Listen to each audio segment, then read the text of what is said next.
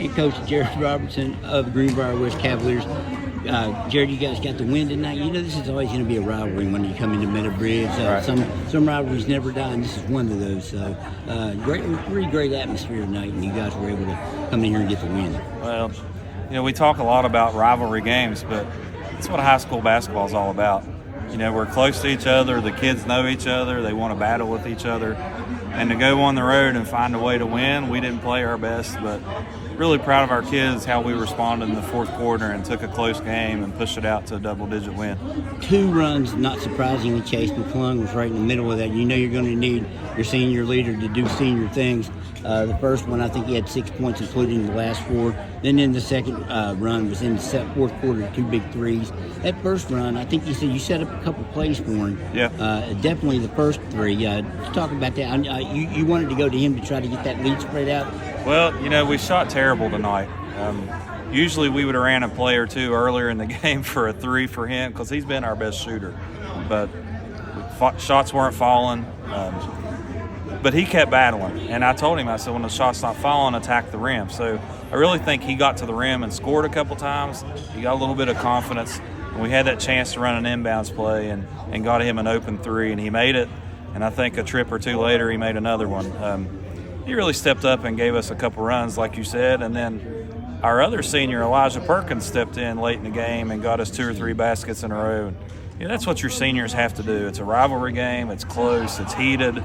Like we said, that fun environment. Your seniors have to come through. That's their last chance to come in here to Meadow Bridge and play. And I guess you guys are separated, 15 miles maybe? Yeah.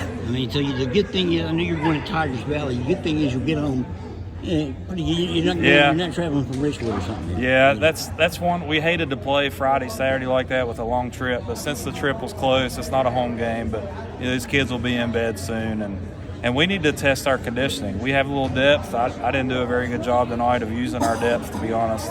But tomorrow we're going to need it. We got a lot of guys that can play, and kids I need to trust more to step in there and make shots for us. And hopefully tomorrow we can go on a long trip and beat a really good ball club because they can really play. I know you were a little concerned coming in. You lost obviously a lot of people. Is the team right now, this team, ahead of where you thought they would be at this point? Or it's funny you said that because we were in the locker room and we're pretty hard on them for a minute. About things we didn't do well. After the game, and kids hanging their heads. And I said, "Hold on, guys. Let's look at this. We're 10 games in, and we're 7-3, and there's no one in this world that thought we were going to be 7-3, and that's a credit to them and how hard they've worked. The good thing is we started the year pretty basic. We're expanding things on defense. We're expanding things on offense.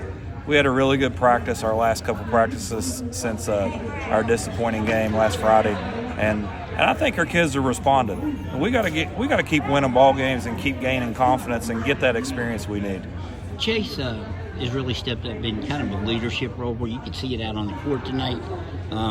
Insofar as even picking up opponents when they hit the deck in a rivalry game. Well, he may not always do that, but he's showing leadership. How much did it help him having all those guys before him?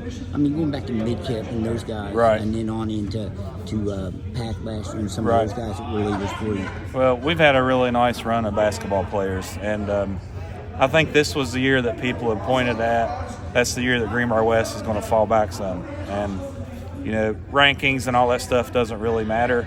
But sometimes the kids, it does matter. Kids like to say, hey, we've stepped up and still win ball games. And I just can't say enough for them because it's not credit to me or our coaching staff. It's how hard our kids have worked. They've refused to let us fall back. And, there's 1,000 things we got to get better at. But I told them, I said, guys, we got 12 more games to get ready for the tournament. So it's every practice and every game working on the little things that we're trying to focus on and go get better. A lot of talk about COVID now. Yes, are you concerned as a coach? How concerned are you that this, at any time could step in? Because we saw tonight that it did at Richwood. Well, that's out of your control, really. We tell our guys, limit your exposure to as few people as you can, but you can't ask a kid to not live their life either. So it's kind of a catch-22 in a way. But we've been lucky. We've had 2 or 3 players quarantined for short stretches this season, but other than that, it hasn't bothered us very much. I know some teams have gone weeks without playing. Hopefully we can keep avoiding it and keep doing what we can. It's very unfortunate that kids are losing the chance to play ball games, especially seniors that won't get to do it again. And then you got the weather this week, so. Yeah.